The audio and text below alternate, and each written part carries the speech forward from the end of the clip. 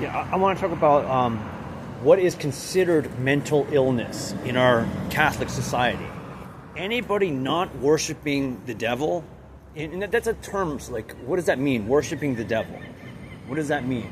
And it's having the principal spirit of lies, theft, and murder. That is worshiping the devil. That's what it, in a rational expression, okay? But having a rational expression, that's considered mental illness. So anybody who's not worshiping the devil is considered to have mental illness, okay? But in reality, the people who are trying to provoke a war with Iran, that is mentally ill.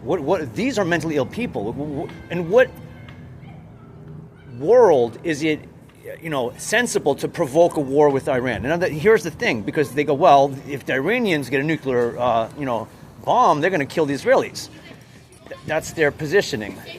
And is that true? Probably, right? Because the Israelis are doing all kinds of horrible things, and they don't want to stop doing that. So, yeah, they want to continue to do those horrible things, and they're going to, roll up their sleeves and protect themselves from getting, hit by the Iranians. That's essentially what's going on. They don't want to stop doing all their things. And, you can really turn tail from all the wickedness you did and just start doing good, okay? Everybody can do that and go, hey, guys, let's just do good things. And would the Iranians drop a bomb anyway? If everybody just said, hey, let's just be good people. That could be the case. They might still drop a bomb on the Israelis. They might not forgive them from all the egregious things that went on. So now it becomes like a difficult, challenging situation. What are you going to do? But back to reality, there is some kind of peaceful way of doing things.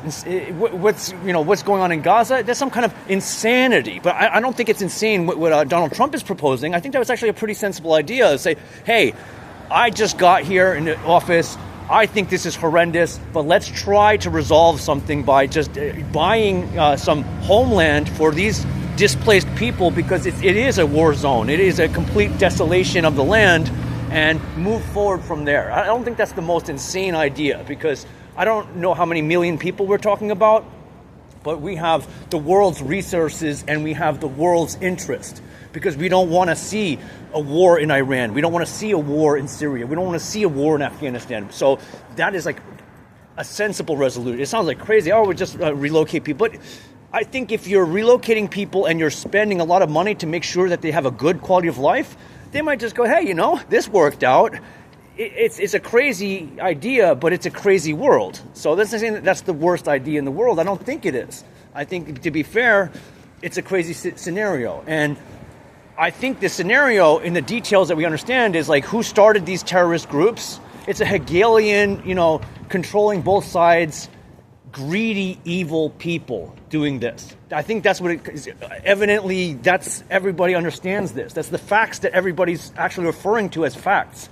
The fact of the matter is, these very greedy, evil people are the ones doing this. And also, the fact of the matter is, there are casualties of civilians who aren't doing these things. They're just, minding their daily, diligence. What are these people that are getting shelled and killed?